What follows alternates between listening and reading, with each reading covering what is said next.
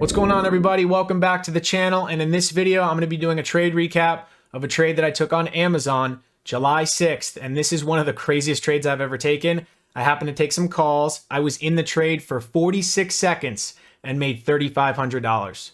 Now, obviously, that's pretty crazy. That is not common. It just happens to be that it was Amazon. Amazon is obviously one of the biggest movers in the market. It made a new all-time high. And when it started to speed up in my favor, which happened really fast, I just took quick profits. So this trade and this result is far from normal, but I'm glad that I got it on video because it's pretty cool. Okay, so now let's get into the technicals of the SPY and the Qs, and then I'll go into the watch list, do the technicals, and then we'll get into the trade. So starting with SPY, nice uptrend, above the 9 EMA, above the 20. To be honest, I thought there were a couple days where this was going to pull back a little bit to the 9. I feel like that would obviously be a good thing because it would reset a little bit, but it's clearly very strong. No need to fight that trend. So coming in each day, the levels that I'm looking at are prior day's high, which continues to be a new all-time high. That level on SPY was 434.10. And then if there is weakness in the market, prior day's low, 430.52. If it takes it out, it feels like there could be a move down to the 9 EMA on the daily. Okay, now getting into the Qs, just like the SPY, very strong daily chart, just keeping the levels very simple. Prior day's high, which would have been a new all-time high, 358.97 if there was weakness in the market. Prior day's low, 356.28. Also knowing that there was a downside gap to fill on the daily at 355.23 if there was any weakness. And now to get into my watch list. So the main four that I was looking at was Facebook, NVDA, Tesla, and Amazon. Now to get into why, starting with Facebook. The reason why I like this is because it looked really good on the daily chart. It's above the 9 EMA, price is starting to get tight, and it's right near all-time highs. When these names are trading close to all-time highs, I always want to have them on my watch list. Whether or not they make a new all-time high and get going, who knows, but it's worth a watch. So the levels that I was looking at was that all-time high, 358.14, prior day's high, 356.44, pre-market high, 357, and then the downside levels, if there was any weakness, just knowing where they were, pre-market low, 353.50, and prior day's low, 352.62. And now getting into NVIDIA, and this has been a monster run. Even though this is on my watch, I was very careful because in the back of my mind, knowing that this has gone really far, really fast. So it's only a matter of time before it pulls back because that's healthy. Nothing goes straight up forever. But just looking at the daily chart, it's clearly in trend above the 9 EMA. A lot of candles in a row here, but I figured if it makes a new all-time high, maybe there will be a quick trade set up there. So the levels that I was looking at was the all-time high, 820.21. It was trading above that, so the next upside level, pre-market high 832, pre-market low at 818.04, and prior day's low 811.51. And now to get into Tesla. So on Friday, pretty nasty day. This looked like it was finally going to break out of this range. I'm sure there's a lot of momentum traders, swing traders who took positions thinking that this was going to go higher and had a very nice move off the open, but gave almost all of it back, which is not a good sign. So coming in on the 6th, the levels that I was looking at was that prior day's high, whole number 700, also pre-market high 683.65, pre-market low at 675, and then also knowing that just a really big level is 668, because if it takes out that downside, I would think a lot of people would want to get out of the way because it clearly did not break out.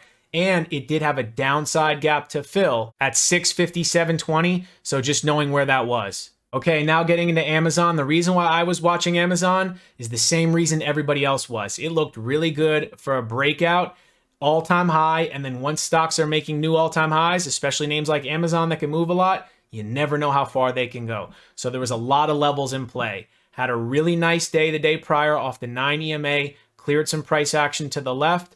The main levels that I was looking at was prior day's high, 3,511.72, and then this prior pivot high resistance area at 3,524.86, pre-market high, 35.58, and then also knowing the really big level, which was the all-time high, which was 3,554. And now just to look at this Amazon chart a little bit more in depth, because these are the type of charts that I'm trying to look for every single day, and they don't come around that often. But big breakout charts that can really move because that's where the opportunity is. And you can just see right here, had a big move off the lows, it pulled back, hanging around the short-term moving averages. It gets nice and tight, knowing that there's a couple areas of resistance above, and if it can break it, then there's a lot of people who are going to want to pile in and take advantage of that momentum.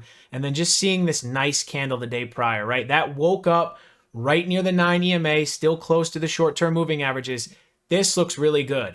And where it looks even better is looking at the weekly chart. So just looking at a 5-year weekly, this was in consolidation for a while. It tried to break out a couple times and had some issues, but you can see that it got very tight and it just looked like it was ready for a big move. Okay, now getting into the Amazon trade, and you're going to notice one thing is there wasn't really a clean pattern with this. It was a 1-minute opening range break. The first candle did close green and then it broke to the upside. But I always talk about being a fan of some sort of red so I can use that as a gauge. The reason why I felt very confident about this trade is because it ended up taking out pre-market high pretty quick, and also knowing that there was a major technical level above, which was 35.54, which is the all-time high. Whenever stocks like Amazon are making all-time highs, I'm willing to give it a chance at that level, just knowing that if it breaks, I'm most likely not the only one involved in the trade. And you know me, that when I get into these trades and they work pretty quick, I take quick profits. So just knowing that that first candle was huge. And now I'm looking at that 35.54 level. I really wanted it to pull back a little bit, but off it went, showing a lot of strength. I had the 35.50s loaded, and as you can see, I didn't change the strikes because it happened pretty quick. So these were slightly in the money. I always try my best to trade the next strike out of the money, but it happened really fast. So I just went with the strikes that I had loaded. So I took 5 of the 35.50s. This just continues to go straight up. So I got in right around that 35.54 level. And as you can see, it's already up almost about 10 points really fast. So now I'm just keeping my eye on the contracts. I do not want to let these contracts go red. I've got a pretty big move. I want to see if this can go a little bit further, but I also know that that move off the open is huge. So the moment that I see this struggle a little bit,